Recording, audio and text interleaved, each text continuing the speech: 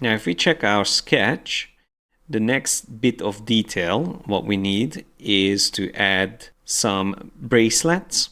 And for this, I'm going to use the shape that we created and switch to draw inside. That's Shift D twice, or just click on this icon here, draw inside mode. And this is when you see that that shape is now highlighted with these dashed lines, creating a rectangle around it. That indicates that we are going to draw inside this shape. And for this, I'm actually going to just use the blob brush tool. And with that, I'm going to use maybe the blue color. With the square brackets, you can increase, decrease the size of your brush. And I'm just going to draw over from here down there. That looks good. And then let's just use a slightly different color, maybe this darker one. Make the size of the brush a bit smaller and just draw down.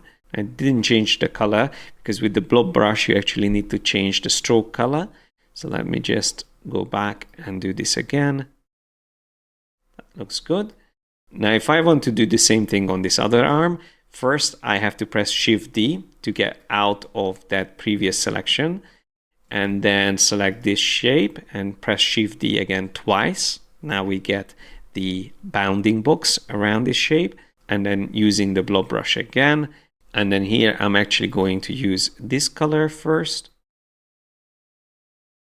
like so. And then I'm going to use the bright blue and increase the brush size and then draw over the arm like that. Okay, then press Shift D to get out of drawing inside mode. Now it's time to draw the details for the trainers. I am using again draw inside mode for this, and I will use white and use the blob brush, increase the size, and I'm just going to draw over it here at the bottom. Like that. We also need to draw in some detail up here. Like that. And some detail around here. And that's the great thing about having the outline, that we can just very quickly draw these shapes. We don't have to worry about the edges anymore. To be able to see better what we are doing, I'm actually going to add also a background color. So the background color, I think I'm going to use this yellow. So for now, I'm just going to change the skateboard to have that color. And then I will actually create a new layer. I always like to keep my background a completely separate layer. Put this under the illustration layer. And then using the rectangle tool, I can draw around the artboard and then change it to the color we wanted to use. That looks nice, and I'm going to make sure that it's aligned to the artboard.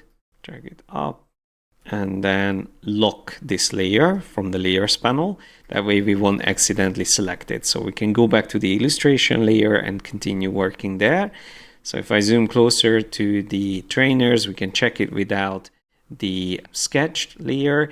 And I can see that these shapes will definitely need to be simplified. So I'm going to use the simplify feature, maybe first the smooth feature a bit, and then simplify.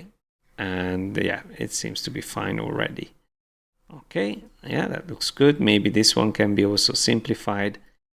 And then now we can draw the same details for this side. So that's Shift D twice. Let's bring our sketch layer back. We use the blob brush tool and we just want to paint with white. So let me switch to white on the stroke and then draw that section there. Try again. Yeah. And then we can draw this detail up here. And then that detail at the bottom. Yes, this is looking good. I will also add a circle here, just with the blob brush. this is quite fast and easy. And then if you turn off our sketch, we can just select these shapes, the ones that we just created, and I'm going to do a smooth on them a bit and also simplify a little bit just to refine them. And I can actually move this around a bit like so. Okay, let's not forget to get out of the draw inside mode and zoom out a bit just to check how they look. Now we will need some additional details here on the trainers, the shoelaces, which I had in my original sketch. And for that, I'm just going to use the pencil tool or the brush tool with a white stroke color. We can start drawing these details. I'm just going to use the default calligraphic brush and maybe reduce the size of the brush with the square brackets. And then I will draw a few details just very quickly. There. Like that. And then I will draw these lines. I think that looks good. Maybe we can go down a bit more. And then we can do the same thing here.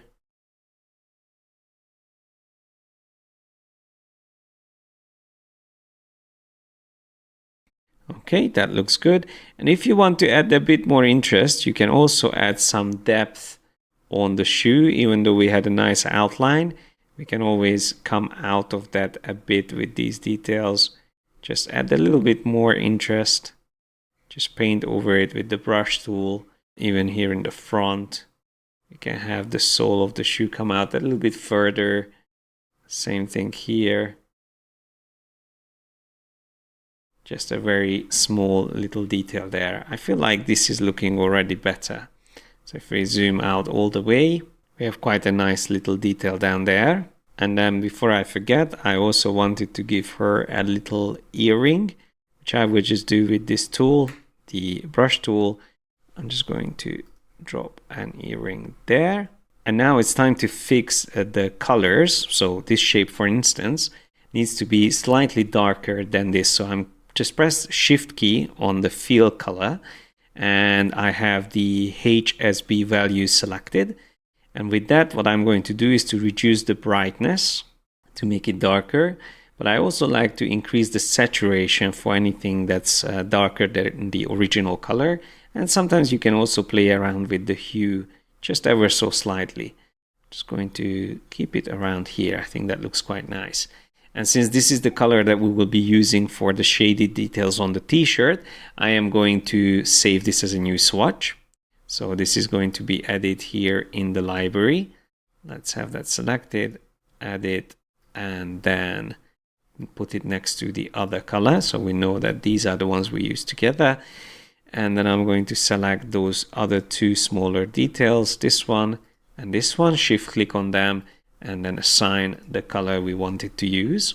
Now the jeans, I actually want it to be this darker color. If I want these details here to look different, we can again have even both of these selected, then shift click on that color and just make them even darker.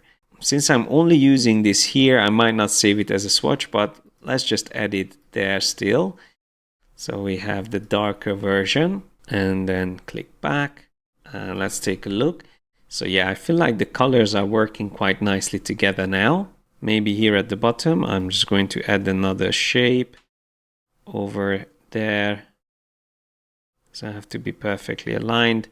And maybe this can be filled with blue, just so we reintroduce that color there at the bottom. And the wheels can probably also be blue, either this or the darker blue. I think the darker blue works quite well. And just to add some more details here, I am going to draw another ellipse in the center, roughly like so. And this can be maybe white. I think white would work quite nicely. Let's put that on the other side as well. And then I'm just going to add a small detail here at the bottom of the skateboard where the wheels are attached. Something like that, which I believe I had on my sketch as well. And then this one can be maybe again a dark blue detail, or we can have it, actually that probably is a good one. I don't want it to stand out too much. And then let's just draw a very small detail for this to be making it look like it's added here, connecting the wheels. And this can be the dark color, just set it behind the wheel, which actually probably is easiest if we select these two shapes and bring them all the way to the front. So this shape actually probably needs to be also blue, the brighter blue detail, and then we can just duplicate these two together and bring them up here. And again, we just bring the wheels above this, like so. And this can be moved up ever so slightly. And that one as well. Yeah, something like this.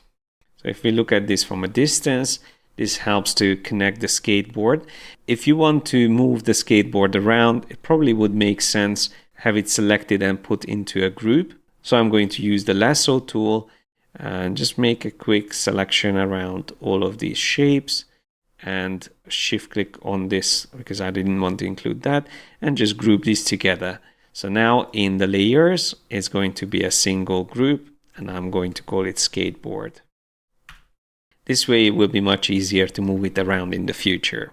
But for now, I'm just going to keep it there. And now it's time to move on adding the lines and the shading details.